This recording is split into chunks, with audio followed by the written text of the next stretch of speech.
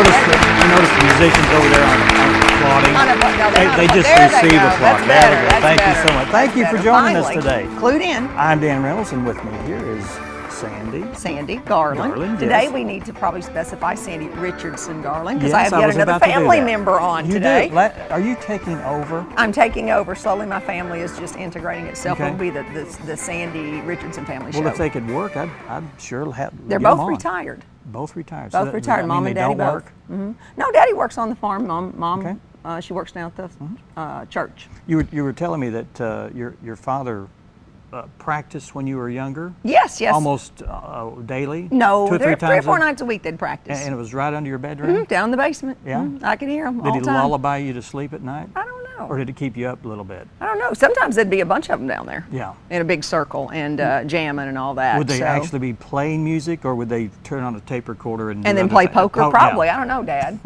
He's looking. He's paying no attention.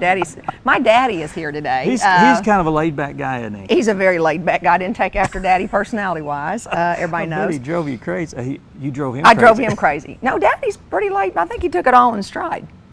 Yeah, I drove Mama crazy. I think Daddy, he took it all in stride. I've always told everybody I'm the only son my father ever had, so I always hung with Daddy. And Pam and Laura spent more time with Mama. Did you get more attention from your father? Yes, I'm Daddy's pet, right, Daddy? Yeah, he's nodding. I'm Daddy's pet. I'm Daddy's girl. He is one of the things where he says, "Yeah, whatever you say." No, seriously, I've always told everybody I'm a Daddy's girl with a capital D, capital D, Daddy's girl. So that's my pops. Now, did he try to make you play baseball and do all the boy things? Oh no, nothing like that.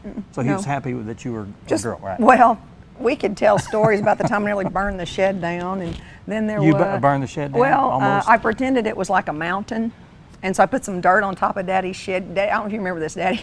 Anyway, I put some dirt on top, and then was going to build a campfire because I was going to pretend it was a mountain, and of course it was a shed, with a wooden shingle roof, and I got in trouble for that. And there were a few instances like that where over the years I got in trouble. Was that your most embarrassing moment? Oh no, I'm sure there were many. Come on, tell us about your most embarrassing moment. No. I would love to hear. I would tell you mine, but I can't tell. Yours is the black hair story. Oh no, the jet black hair that doesn't story. Even come close to being the most embarrassing. Okay, after the show I might tell you my most. Daddy could probably tell you my most ornery story, but there's too many of those. The show's only an hour. We'll be talking to him later on in the show, so maybe I can pry it out of him. Well, he won't. No, he won't do his little girl wrong. Okay. Well, your mother was on the show last week. Yeah, Mama was here last week. Yep. And Daddy's here this week, the famous Pops. I talk about Daddy all the time. Who's your father with today? He's with Jimmy Joe, who helped raise me too, Jimmy Joe Sasser, and they're part of Joe Sasser and Friends. I've told you guys a million times that Daddy plays bluegrass. I can't sing a note, so that's how that goes. But anyway, they have been playing together since I was in high school, so not to age the two of them, but it's been a long time they've been together. So, and Gaynell's here, but she's not going to be on air, but Jimmy Joe's wife came to visit. I tried to get her on here. No, Gaynell doesn't. I asked her if she had some pretty good stories in her lifetime that she could tell, and she goes, Oh, yeah. Like I said, we get Gaynell and Mama on here sometime and let them tell stories. Gaynell, these cameras do spin around. Yeah.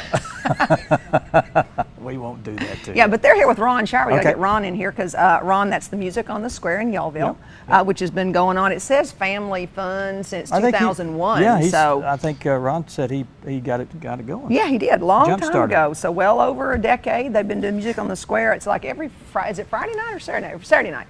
Every Saturday night from May till early September. Yeah, and it's and all they just free. Take over whether they want to be. Everyone wants to be They taken over. They put a stage up, and more than one act plays, and people bring their lawn chairs and all that kind of stuff. So I hope that doesn't pass away. I hope that stays around. I think it's pretty solid. I think they have pretty big crowds. Yeah. So I don't think that's going to go anywhere. And Mutt and Jeff are here. Or let's see, Abbott and Costello, I think, is how I'm going to refer to, or as the boys, and everybody would know who's coming.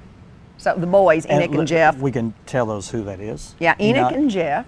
Enoch Pippin and Jeff Hughes from the L.C. Salmons Youth Center, otherwise known as the boys, since they've got their own dressing room. They're here so often. Just next to mine. Yeah, my big luxurious dressing room, that closet over there. Yeah, we're gonna remodel yours. We're gonna remodel mine. We're gonna upgrade yours. Yeah. Okay, I get a different color burlap sack across the door. No, it'll be swank. Swank, I like that. A lava lamp and some beads. You'll have a mirror.